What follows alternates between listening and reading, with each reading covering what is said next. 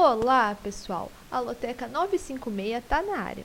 E no concurso dessa semana teremos jogos apenas aí pelos campeonatos brasileiros. Uma loteca 100% nacional, Série A e Série B.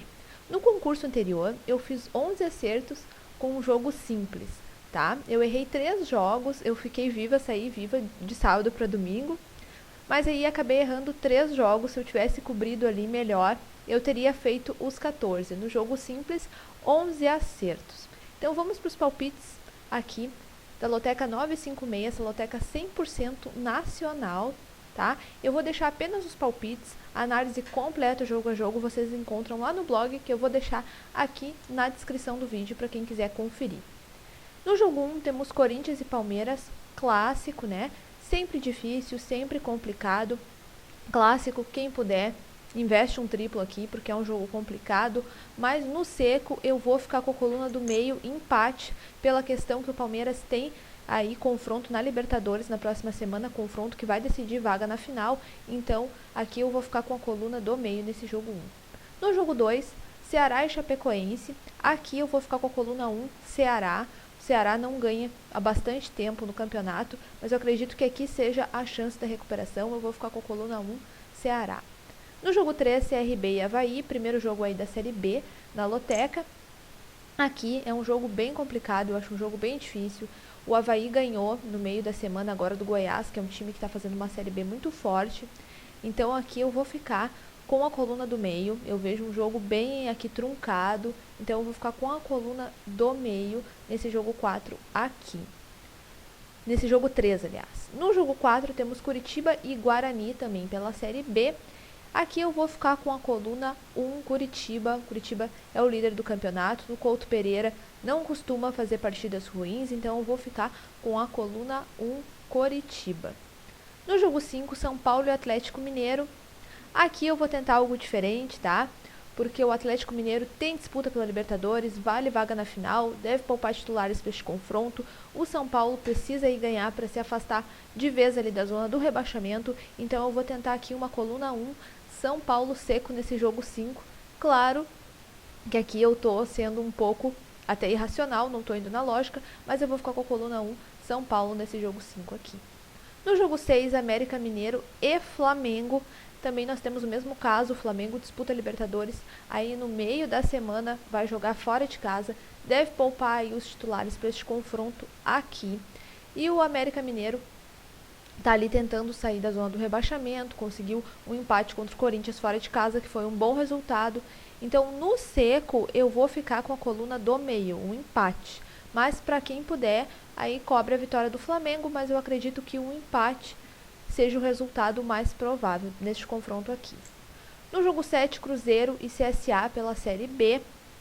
Aqui é um jogo perigoso também, mas eu acho que o Cruzeiro está numa crescente melhor, está crescendo e dentro de casa eu acho que tem a possibilidade de ganhar do CSA. Então eu vou ficar com a coluna 1 no seco Cruzeiro, mas para quem puder também cubra o empate, o Cruzeiro costuma empatar bastante. No jogo 8, Fluminense e Bragantino. Aqui eu vou ficar com a coluna 1, Fluminense. Acredito que vai ser um jogo difícil também para o Fluminense. Mas como o Bragantino tem Sul-Americana também na próxima semana, decisão pela Sul-Americana, jogou ontem, vai vir mais desgastado para o confronto, eu vou ficar com a coluna 1, Fluminense. No jogo 9, Internacional e Bahia.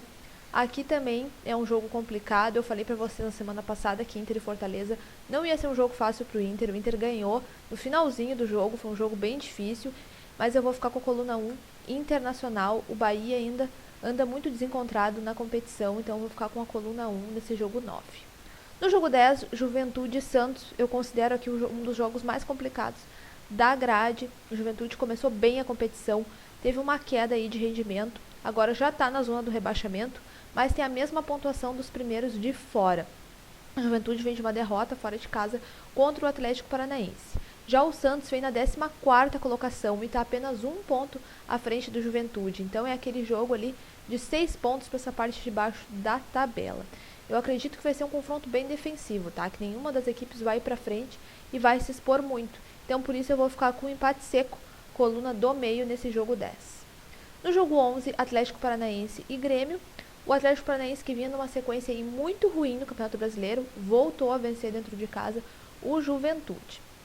Já o Grêmio vem na 18ª colocação, está na zona aí do rebaixamento, mas vem de 2 vitórias seguidas, pode ser a chance de sair da zona do rebaixamento pela primeira vez no campeonato. O Atlético Paranaense deve poupar titulares, já que tem confronto aí pela Sul-Americana nessa próxima semana. Então aqui esse fator pode fazer a diferença. Então eu vou ficar com a coluna 2 aqui, Grêmio no jogo 11. No jogo 12, Botafogo e Sampaio Corrêa. Pela Série B, não tem muito o que pensar, o Botafogo tá voando, tá num momento muito bom nessa Série B, então eu vou ficar com a coluna 1, Botafogo. No jogo 13, Fortaleza, isso quer dizer, Sport e Fortaleza, o jogo é na Ilha do Retiro. O Sport foi muito mal na zona do rebaixamento, o Fortaleza ocupa a 4ª colocação, mas também vem num momento de declínio, mas aqui eu vejo aqui que o Fortaleza é mais time no momento que o Sport, joga melhor, pode estar no momento de declínio, mas eu vejo que aqui pode ser a recuperação do Fortaleza. Então eu vou ficar com uma coluna 2, Fortaleza nesse jogo 13. Para quem gosta de tabu, o Fortaleza não venceu ainda na Ilha do Retiro, eu acredito que essa seja a oportunidade. E finalizando o concurso, Atlético Goianiense e Cuiabá. Aqui eu vejo um jogo muito truncado. O Atlético Goianiense é um time que se defende bastante e tem muita dificuldade de fazer gols.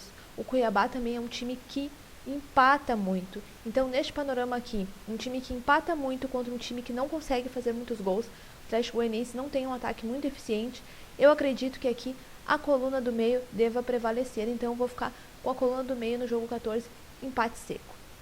Bom, pessoal, é isso aí, eu espero que vocês tenham gostado dos palpites. Se gostaram, deixe seu joinha, deixe seus comentários que eu respondo assim que puder. E se ainda não é inscrito no canal, se inscreva para receber todos os meus vídeos. Um beijão para todos vocês e muito boa sorte!